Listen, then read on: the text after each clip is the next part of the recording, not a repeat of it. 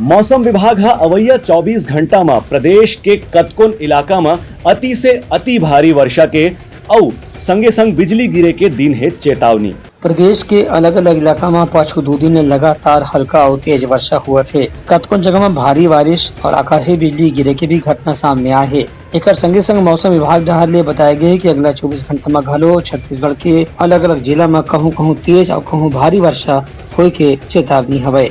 मौसम विभाग के अनुसार रायगढ़, रायपुर, जांजगीर, बलौदाबाजार, गरियाबंद, धमतरी, महासमुंद में भारी से अति भारी वर्षा होने की चेतावनी है। उन्हें सरगुजा, मुंगेली, कोरबा, दुर्ग, बालोद, बेमेतरा, कवर्धा, राजनांदगांव, कांकेर और नारायणपुर जिला में कहूँ भारी बारिश हो सकत है, कहूँ बिजली गिरे के संभावना है। इला देखत जिला राहत और बचाव दल ढाल ले लगातार बचाव के उपाय करे जाते। उन्हें निचली बस्ती में रहने वाला मनखे मन ला सुरक्षित जगह में पहुंचाए के प्रयास भलो करे जाते। Bureau report, Langha news.